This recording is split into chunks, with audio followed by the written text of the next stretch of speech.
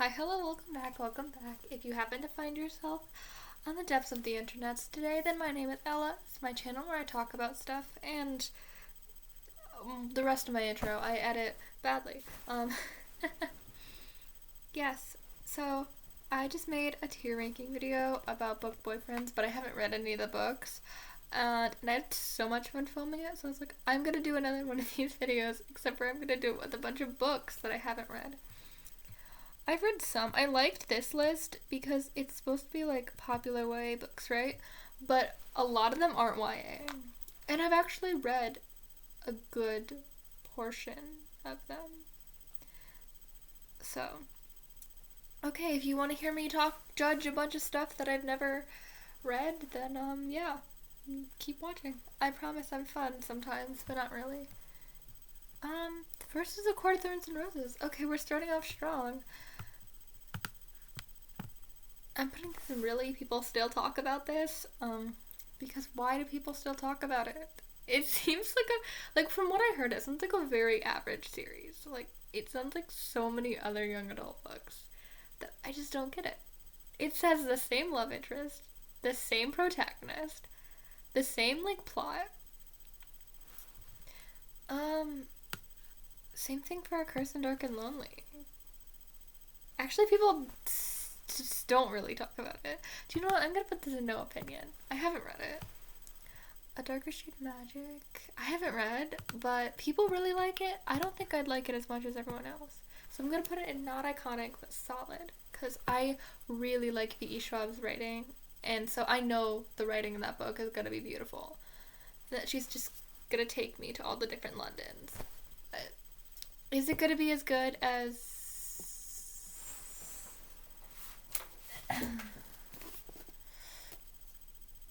No, it's not. Literally, she can't top herself. Ember in the Ashes. I don't think this book is for me, but people really like it, so I'm putting it in not iconic but solid. Forgot to mention my tiers. They're iconic in the best way, iconic in the worst way, not iconic but solid. Really, people still talk about this, and straight out of the dumpster. Obviously, the Foxhole Court is gonna go iconic in the worst way. I've made 2 videos on the Foxhole Court. They're just me screaming about how confused I am by this series. I haven't read them, but it is haunting me. Aristotle and Dante. This book was kind of disappointing. I actually read this one. So, but I do realize, like, its relevance, It had an impact when this book came out. Lots of people love it. I understand why this would be an important book for some people. Really, I was just like, it's a coming of age, but they were kind of like not... Usually, there's like the age range for young adult, and it's like 16, 17, 18. These characters were 15, and I was 15 when I read it, so I was like, okay, this book is going to be super relatable to me. And it really wasn't. And like, I get that. I get why it wasn't for me. But I just had I had the wrong expectations going into it. A Song of Wrath. No opinion. No opinion on Bloodlines or Caraval or City of Brass. Crescent City. I get why people talk about this because I'm just gonna put it iconic in the worst way. I heard it's one of Sarah J. Maas's best books. And do you know what? I'm gonna trust popular opinion on this one, and I don't want to seem like I just hate on Sarah J. Maas, because I don't. I'm just tired of how much people talk about her and not other books.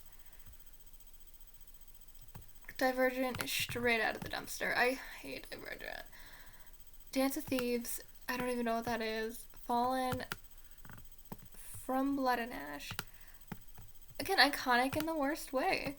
Never read it, but just know Book Talk really likes to hype it up. First of all, Crescent City, From Blood and Ash, those aren't, and the Foxhole Court really aren't young adult. Is this young adult? No. No, it's not. I thought it was. Okay, never mind. Oh, I can't complain. Frostblood, never heard of it. Fury Ford, I've heard of it. Shadow and Bone. No one's surprised. Heartless, I've read. Okay. So at Heartless, it wasn't like my favorite thing. I actually was really enjoying it until I got to the whole reason why she became the Queen of Hearts, and I was like, oh, that's the reason we're going with? But recently, I'm doing a musical and I actually played the Queen of Hearts in it. And so this book is kind of cool to me. Because it's like my origin story. But no, I'm definitely putting in not iconic, but solid. It was definitely a solid book. And I definitely think Marissa Meyer is very good at, like, imagery. That book, like, took me to Wonderland. So, House of Salt and Sorrow. Fun fact, I've been reading this book for 8 months now. I can't force myself to finish it. But I'm not DNFing it. I'm gonna finish it. I just don't know when or why. Also, people don't really talk about that one. Harry Potter, really, people are still talking about this. I'm over Harry Potter. Same thing with Percy Jackson. Oh, people are gonna kill me. Hush Hush, Illuminating. I've read one J. Kristoff book, too, and they didn't really impress me, but there's something wrong with them. King of Scars, no opinion. Legend, no opinion. Ninth House, no opinion. The Raven Boys, I guess it's solid. People really like that series. Red Queen, also solid. Why not? Renegades, no opinion. I thought I had more opinions on books, but I really don't. I can't even read what that one says. Red, White, and Royal Blue. Iconic in the best way. I feel so basic saying that, but I did enjoy that book. It was a very entertaining read. Scythe, Scythe is very polarizing. A lot of people like it, and a lot of people hate it. So, Serpent and Dove, it's iconic in the worst way. I've yet to read Serpent and Dove, but I have it on my bookshelf. It's over there. The Shadow Between Us.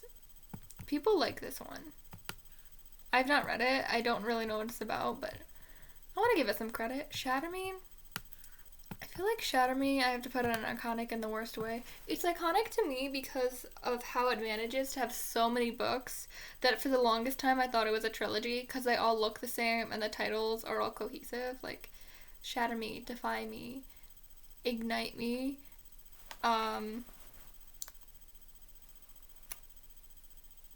Kill Me, Give Me Therapy.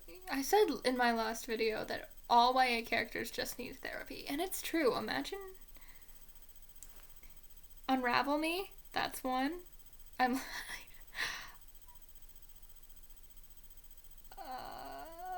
Ignite Me, I already said that one. Unravel Me, Restore Me, Imagine Me, Fracture Me, Destroy Me. Okay, these are getting a bit pushy. Jack the Ripper.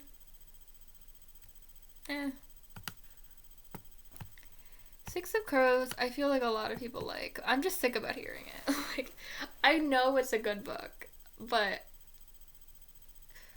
I managed to put all the books that everyone always recommends in this one. Because there's other books to recommend, guys. There's more books in the sea. I lost my spot. Okay, Cassandra Clare. I'm definitely putting the City of Bones or whatever it's called, the Mortal Instruments, and really people still talk about this. Just because they've been around for a long time. I'm just silently putting Thrown in Glass up there. Chain of Gold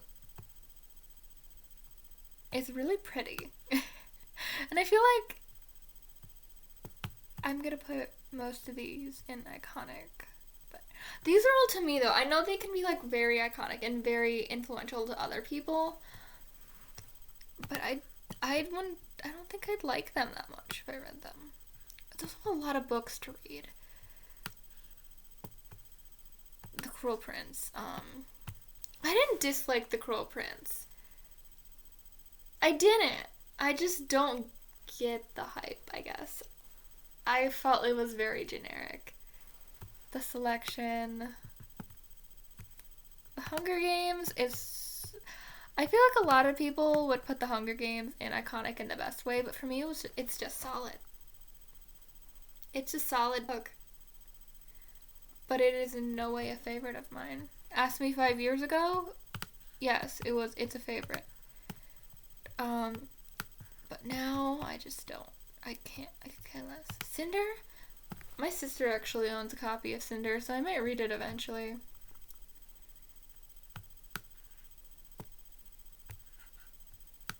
Warcross. People should stop talking about Warcross. Because all I hear about it is some people are like, oh, I really like it, and then some people are like, I hate the ending, and we get it, the girl has rainbow hair. I'm like, okay. Twilight. Twilight is iconic in the worst way. It is. You can't ignore the impact that Twilight had. I give it credit where credit is due. Another series I haven't read. How many series on here have I actually read? Or books? Like 5 maybe? To Kill a Kingdom. I hear this one has good enemies to lovers. I think it's this one. And enemies to lovers is never done right, so. The Night Circus. People need to stop talking about this because I don't want to read it. If it's all you recommend, The Song of Achilles. I mean, I should have put... There's books from here that I would put, like, up again. Because this isn't iconic in the best way for me. Because it's not, a favorite of all time. I mean, but I guess... Okay, iconic in the worst way because it makes you cry at the end? I don't know. It didn't make me cry, by the way. I did not cry at A Song of Achilles. I liked the ending, though. These 3 I don't have opinions on. And of course, I saved the best for last. I keep Vicious and Vengeful literally on my nightstand so I can stare at them. I love these books. I love this book with a fiery passion. And if you've been on my channel, you have to know that. Because I literally never shut up about it. It's like someone is threatening me behind the camera to mention this book. B.E. Schwab is personally hyping me up. Once the release date for Victorious, the 3rd book in the trilogy, I'm going to be the only person, like the only source of hype for that book. You won't hear it from anywhere else. I'm just gonna be shouting about it constantly that everyone's gonna unsubscribe. By the way, I reached 30 subscribers, so thank you so much. I have a video for that coming. It's just going to take a little bit longer because I have to work up the motivation to film it. That's a lame excuse, but like,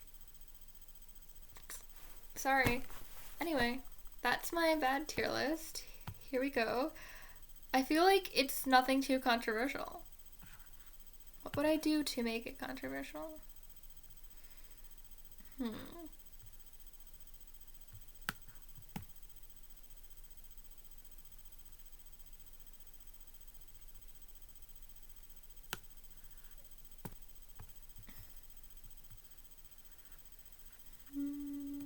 I feel like you could put like a lot of these books anywhere because popular books always get a lot of hate and a lot of love. So that's it. Yep. At this point, I'm just trying to make people mad. Well, so yeah. Bye.